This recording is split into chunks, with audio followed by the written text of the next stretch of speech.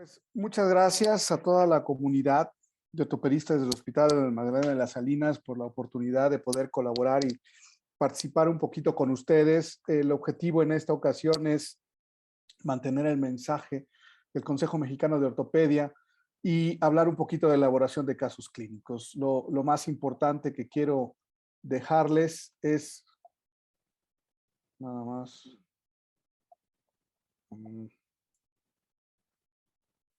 Es que el objetivo primordial del Consejo Mexicano de Ortopedia, y no pasemos o pensemos en alguna otra cosa, el Consejo solo sirve para asegurarle a nuestros pacientes que son tratados por médicos especialistas con una práctica ortopédica segura, ética y eficiente. Ninguna otra cosa más es propiedad o responsabilidad de nuestro Consejo Mexicano de Ortopedia.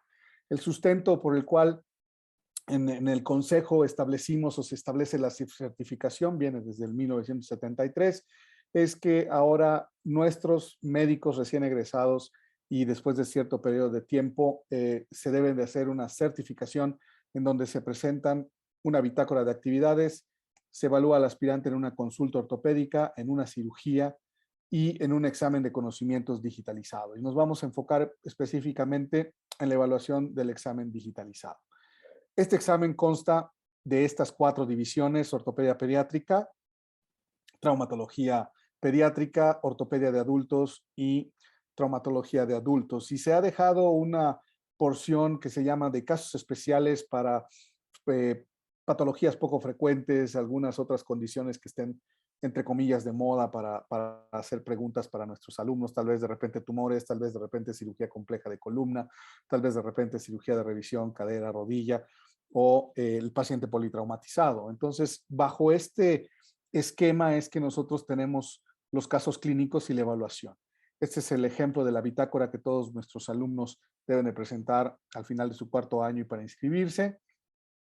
La consulta, el examen práctico es una consulta de primera vez y una cirugía ortopédica en donde la gran mayoría de ustedes nos ha colaborado tanto para tener a los alumnos con todo listo para hacer su examen, y muchos de ustedes también participan como sinodales, a los cuales les doy las gracias y los invito a que se mantengan vigentes como sinodales, porque cuando viene el periodo del examen práctico nos hacen falta.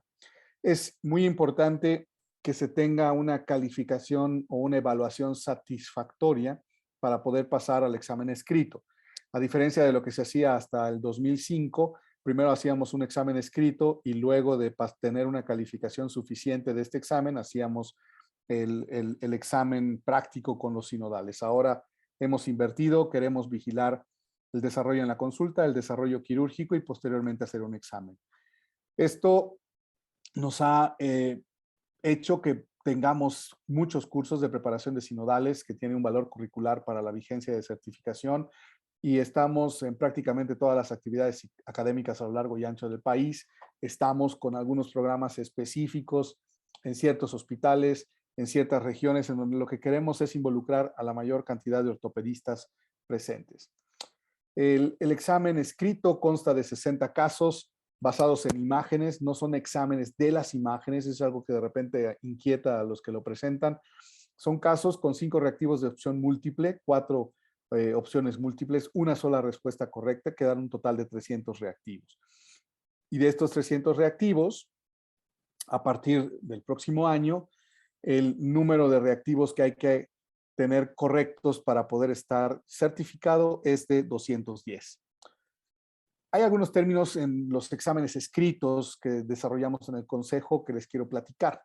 El primero es la dificultad. La dificultad de un reactivo se entiende como la proporción de personas que pueden responder correctamente este reactivo.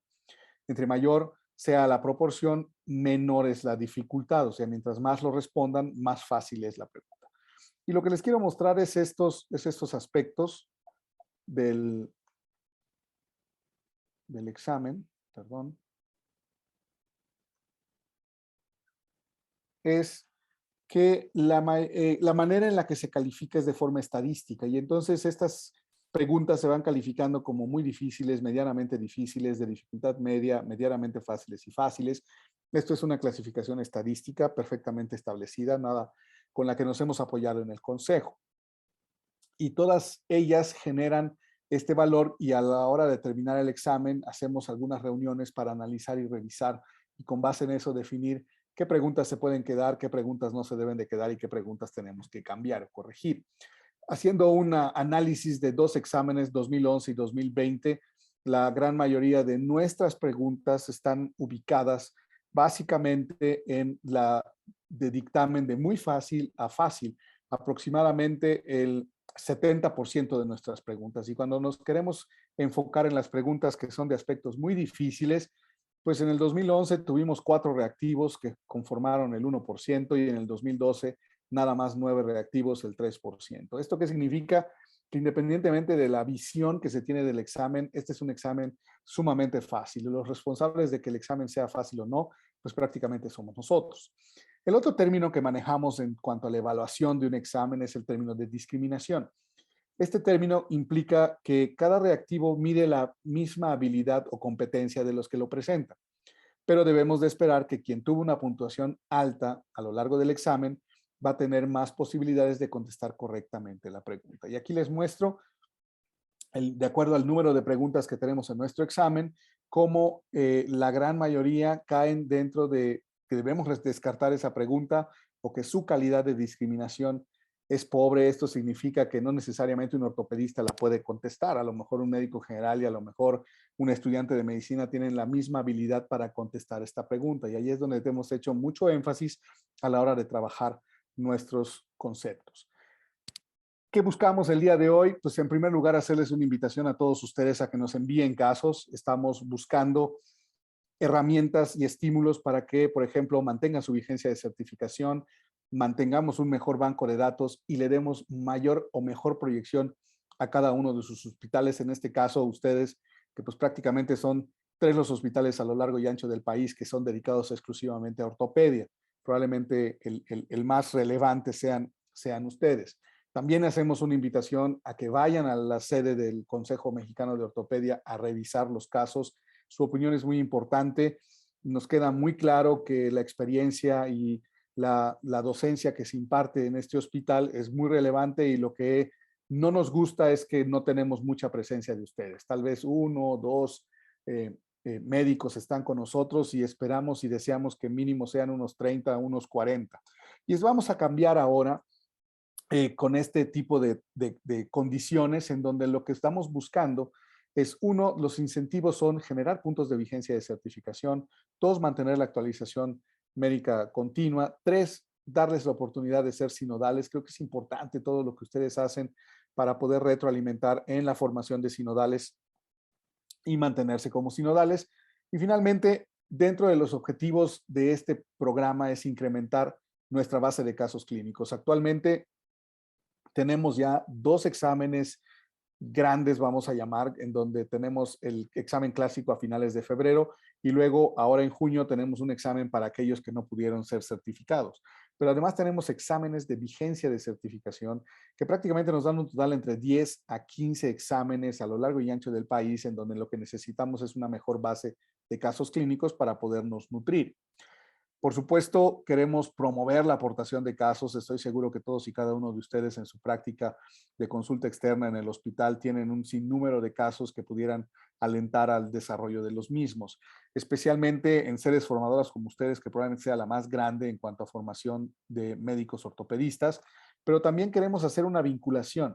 No queremos que esto sea algo aislado, sino que sea un trabajo en conjunto y poder lograr el mejor de los beneficios. Que también queremos promover para los próximos 2 años, tener una guía de estudios. Es algo que solicitan mucho los sustentantes y si logramos tener esto en conjunto con los diferentes colegios y las diferentes asociaciones de ortopedia, una guía de estudio nacional, habremos logrado uno de los mayores objetivos para este año.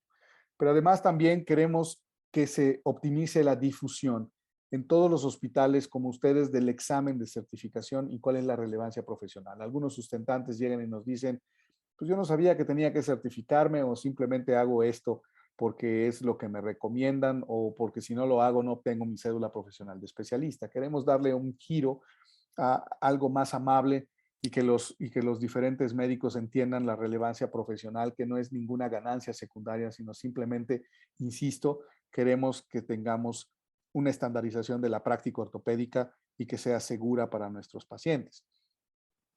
Los casos clínicos no buscan la capacidad de memorización. Esto es lo primero que tenemos de conflicto, que a la hora de querer generar un caso clínico queremos evaluar memorización, clasificaciones, etcétera, y eso no es el objetivo. El objetivo es evaluar la capacidad de razonamiento clínico inductivo y qué es lo que estamos buscando, que a la hora de elaborar estos casos sea una situación real, no es una situación que se invente, es algo que les pasa a ustedes en su práctica privada, en su práctica institucional, en el día a día, y donde tienen que incluir algunos elementos básicos como el género y la edad del paciente, los antecedentes, si son relevantes, cuál es el problema del paciente y cuáles son los datos importantes de la exploración física. Nada que nos implique un máximo de 5 renglones a la hora de elaborar. También es importante las imágenes. Las imágenes es algo que hemos tenido de repente un poquito de retraso en primera instancia porque antes solo se tomaban o se basaban de radiografías en vivo y se ponían en el negatoscopio y tomábamos la foto. Ahora con el advenimiento digital y todos los teléfonos inteligentes queremos que tengamos imágenes de mejor calidad. Pero ¿qué hay que cuidar en una imagen que se envía para el examen? Pues en primer lugar tenemos que cuidar los aspectos de privacidad de nuestro paciente, eliminar o borrar los nombres, eliminar cualquier condición que pueda identificar a una institución, a un paciente e incluso al médico que hace esto. Entonces, tenemos una imagen correcta, ya libre, ya sabemos cuál es el lado derecho y qué es lo que queremos evaluar a la hora de presentar esta imagen. Otro ejemplo de las imágenes, vean unas proyecciones de pelvis en donde vamos eliminando ciertas condiciones para que nos quede el menor número de distractores para nuestros sustentantes. En promedio, lo que buscamos es una imagen con resolución de 1024 a 768 píxeles. Es cierto, ustedes pueden decirme, nos estamos metiendo con la tecnología y nos puede hacer daño esta tecnología, pero tenemos que migrar y tenemos que hacer esto. Básicamente, nuestros teléfonos inteligentes vienen configurados para tener una resolución alta y eso nos da una foto de al menos de 1 a 5 megas de tamaño, que es muy fácil para maniobrar en nuestros exámenes nacionales y en nuestros exámenes de vigencia de certificación. Siempre, insisto, procurar proteger la privacidad de nuestros pacientes, la calidad en blanco y negro principalmente, y eliminar cualquier sesgo que identifique hospital, médico o paciente.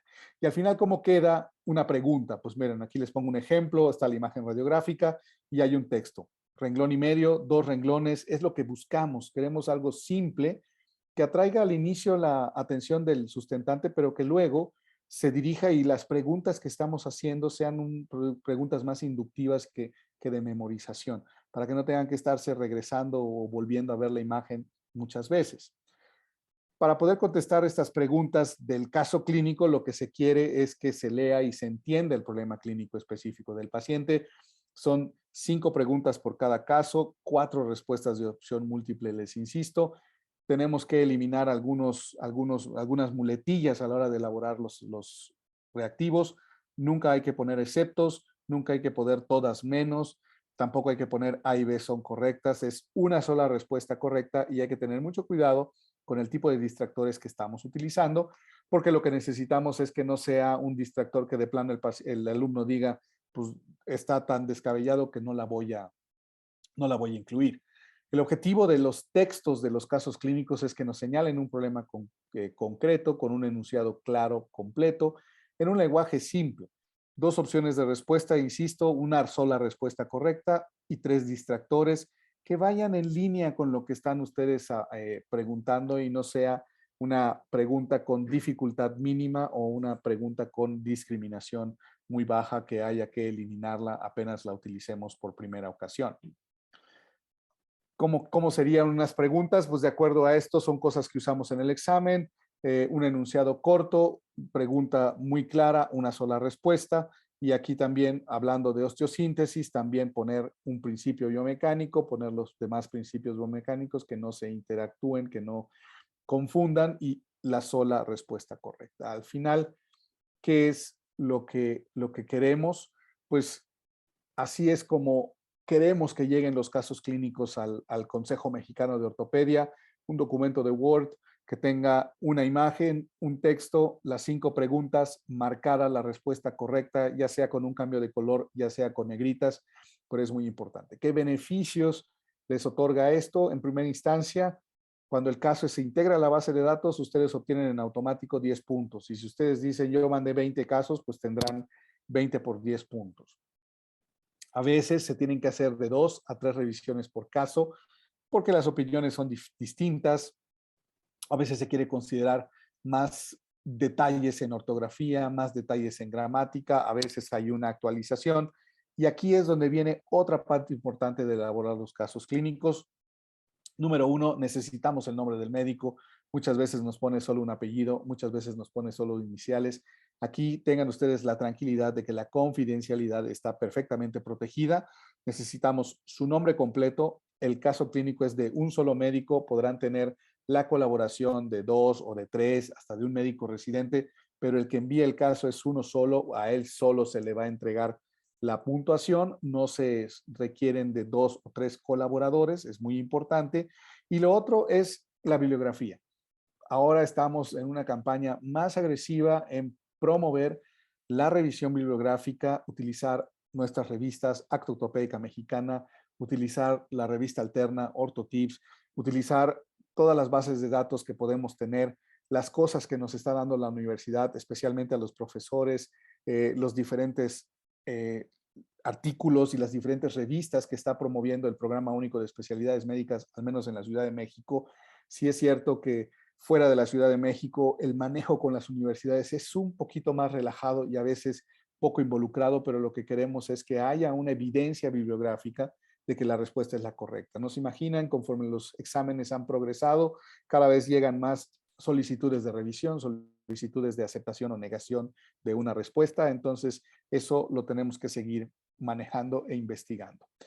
La búsqueda de información es algo que ustedes desarrollan muy bien y que queremos que se sigan haciendo y que ahora se integre en la elaboración de estos casos clínicos. Hay múltiples lugares ahora de acceso libre, cuando menos a los resúmenes.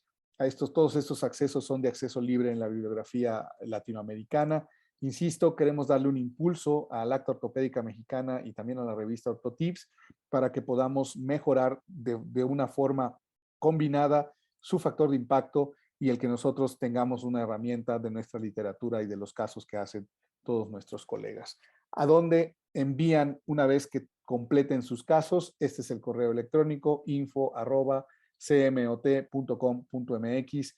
Solo formatos de Word, no queremos PowerPoint, no queremos PDFs, formatos de Word porque eso nos permite trabajar, ajustar y acomodar cada uno de los casos para obtener nuestra base de datos. ¿Qué es los proyectos que vienen dentro de la actividad en el Consejo y que ojalá muchos de ustedes participen? Estamos buscando promover la participación en línea. Ya hicimos 2 grupos pilotos, uno en Guadalajara, el otro que nos falta en Monterrey, pero nos va a dar mucho gusto que incluso aquí en la Ciudad de México podamos hacerlo con ustedes en su lugar de trabajo, con los hospitales aledaños a ustedes y con los demás hospitales formadores de residentes en la Ciudad de México. Queremos también generar grupos satélites de revisión. ¿A qué me refiero? Que después de acompañarlos 1, 2, 5 veces, las que sean necesarias, ustedes en automático tengan sus propios grupos de trabajo y que digan, bueno, vamos a producir, y será muy, muy fascinante poder decir, tal hospital nos acaba de mandar 100 casos clínicos. Bueno, somos muy entusiastas en cuanto a eso, pero va a ser muy relevante y nosotros vamos a poder tener más versatilidad para hacer nuestros exámenes y por supuesto ustedes van a adquirir mucha experiencia para también preparar de forma directa o indirecta a sus alumnos en la manera en la que le preguntan, en la manera que le dicen, oye, este caso puede ser del examen, esta pregunta puede hacértela en el examen, cosas que lo único que queremos es, insisto, dar una atención segura a todos nuestros pacientes. Por supuesto, los hospitales como ustedes que nos envíen muchos casos clínicos tendrán beneficios. Ustedes podrán recordar que se han visto beneficiados con múltiples exámenes de vigencia de certificación. El consejo se ha trasladado directamente con ustedes. Se han hecho talleres de vigencia de certificación. Se han hecho, creo ya, cursos de sinodales. Entonces, mientras más involucrada una sede, más apoyos y más trabajo que el consejo hará con ustedes. Y por supuesto, mejorar la aplicación de nuevas tecnologías de comunicación para esta discusión académica es lo que buscamos. No queremos que se siga pensando la idea de que el consejo son 2 o 3 personas, el consejo somos todos y mientras más trabajemos vamos a poder lograr más éxito. Al final, lo que queremos como proyecto a largo plazo es establecer estándares de educación en la residencia de ortopedia. No solamente ustedes como el eje, sino que todo el mundo pueda tener las mismas oportunidades y las mismas aplicaciones. Debemos definir los requerimientos mínimos educativos para la especialidad. En México tal vez estamos en una posición muy cómoda o muy automática, pero saliendo de la Ciudad de México muchas veces hay programas y también con las nuevas disposiciones gubernamentales hay lugares en donde se están mandando residentes en ortopedia que no tienen programas definidos y sí, si nosotros logramos conjuntar un programa único de tipo nacional junto con los colegios y las asociaciones, vamos a hacer un programa mejor, más estandarizado y con mejores oportunidades para nuestros médicos. Estos también queremos promover que se desarrollen mejores programas de educación médica continua. Hasta antes de la pandemia teníamos una cursitis muy intensa, alrededor de más de 120 cursos en todo el país. Creo que si logramos reducir a un 40% estos cursos, la calidad va a ser muy buena y escuchamos los comentarios del doctor Guinchard y también va a ser más fácil que logremos estimular la educación voluntaria de los médicos especialistas. Todos estos cursos, los que buscamos es que haya una educación, no es de que querramos nada más, aparte de los aspectos sociales, y no queremos que se siga malinterpretando el aspecto económico de un evento. Sé que no va a ser fácil, pero lo vamos a intentar. Queremos lograr esto. Ya al final, el mensaje que les quiero dejar a todos ustedes y que por favor difundan, el Consejo Mexicano de Ortopedia no va a sustituir a ninguna universidad ni a ninguna escuela. El Consejo es solo un órgano que se dedica a certificar a los médicos. Hasta el día de hoy, el examen de certificación o la certificación de los ortopedistas es una obligación, pero así como también hay otras obligaciones, uno puede decidir si lo hago, no lo hago. Nosotros no estamos para perseguir a nadie, estamos para dar herramientas que logren y que los hagan a ustedes estar en un ambiente más seguro, que es el de la vigencia de certificación y el de todos nuestros alumnos que sean médicos certificados y las cosas transcurran de forma muy amable. Ya les he comentado, la evaluación que hacemos, tanto práctica como escrita, es confiable, se hace con muchas personas, se revisa continuamente y lo más importante es que hasta ahora es muy fácil. Esperemos aumentar el nivel de dificultad, tampoco que sea imposible responderlo, pero sí queremos que se haga más universal este programa. Les reitero la invitación de forma permanente y de colaboración de todos ustedes para ampliar la base de datos de todos estos casos clínicos. Se está trabajando en un proyecto en donde el Consejo Mexicano de Ortopedia va a ir con ustedes a la sede hospitalaria para empezar a desarrollar estos programas piloto, estos casos clínicos iniciales y tratar de despertar esta chispa de poder generar a lo largo de todos los años más casos clínicos que nutran nuestro examen práctico. Esto queremos involucrar de primera instancia a los profesores que son el eje del Consejo Mexicano de Ortopedia, pero por supuesto los que no sean profesores titulares o asociados, los adscritos como profesores adjuntos y los directivos, mientras más se involucren, lo que buscamos es que sea una educación más versátil, una educación más completa y sobre todo una participación, que ustedes puedan tener esa facilidad de decir en este examen nuestro hospital contribuyó con el 30% o con el 50% o con el 10%, pero lo que queremos es dar esa difusión y que ustedes contribuyan con nosotros a elaborar estos casos clínicos. Sin embargo, les quiero recordar que traten por favor, sí, de difundir que los resultados de este examen no es un indicador. Los resultados de este examen solamente establecen a un médico con certificación y a un médico sin certificación. No es de que tengamos al mejor, al menor, para eso están los exámenes que cada universidad hace y en las sedes donde no haya afiliación universitaria o la universidad no se involucre, el examen del consejo no es medida de nada, es simplemente un proceso en donde si se llena cierto perfil y cierto nivel de conocimiento, se tienen las características para ser un médico certificado. Muchas gracias por su atención.